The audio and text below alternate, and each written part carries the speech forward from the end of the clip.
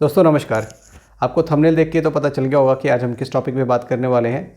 हम बात करने वाले हैं 70th बीपीएससी एग्जामिनेशन के बारे में, उसका नोटिफिकेशन कब आएगा और जैसा कि आपने देखा कि बीपीएससी का ट्रेंड अभी हाल फिलहाल में कैसे चेंज हुआ है, तो हमारे स्ट्रेटजी, हमारा अप्रोच उसके लिए कैसा होना चाहिए, हम उस पर बात करेंगे।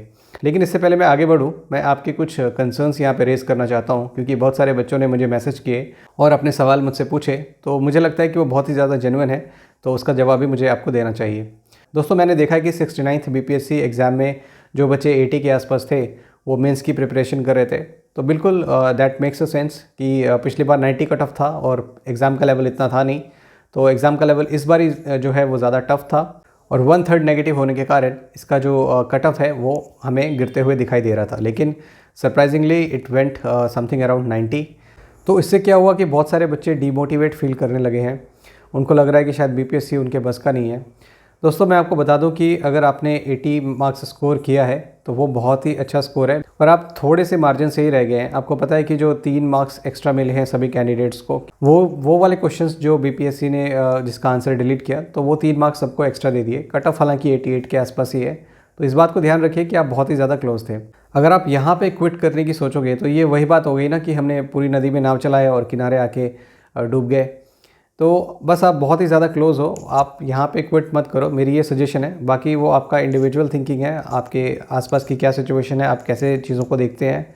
मे बी आपको शादी की जल्दी हो सकती है, मे बी आपके घर वालों का प्रेशर हो सकता है, फाइनेंशियल प्रॉब्लम हो सकती है, जिसकी वजह से आप अपने प्लान बी में जाना चाहते हैं। वो आपकी इच्छा है, आप देखिए।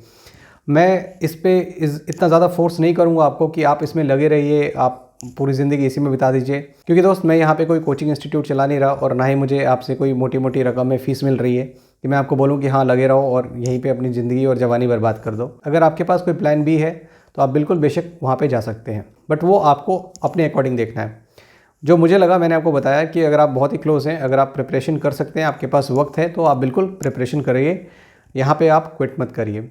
अब जैसे बीपीएससी ने अपना तरीका जो है क्वेश्चन पूछने का वो बदला है, वो जैसे यूपीएससी में क्वेश्चन आते हैं अब वैसे क्वेश्चंस बीपीएससी भी पूछ रहा है।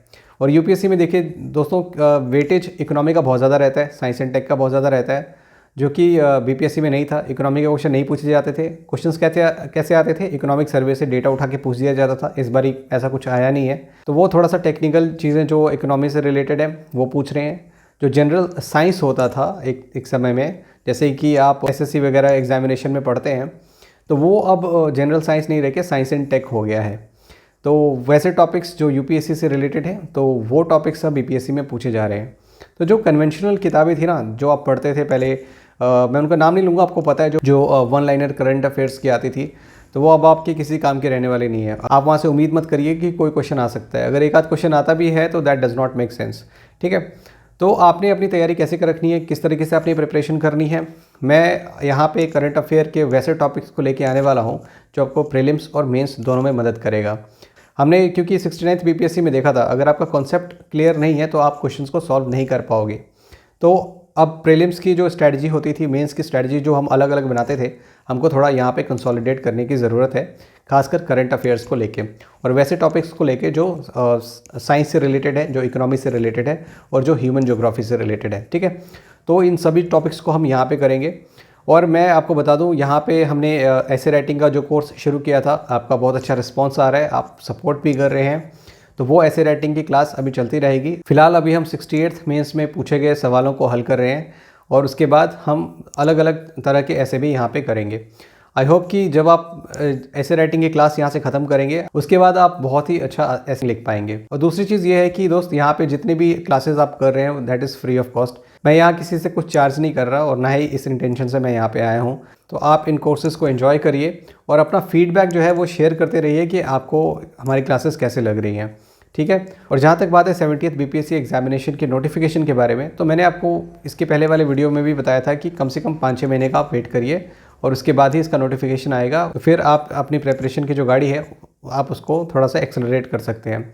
अभी का जो 5 to 6 मंथ्स है, ये अच्छा खासा आपके पास समय मिल रहा है। पहले क्या होता था ना, अप टू 67th की चलो 1-2 महीने रह गए तो हम प्रीलिम्स कर भी लेते थे, प्रिपरेशन हो जाती थी, बट अब ऐसा नहीं होने वाला है।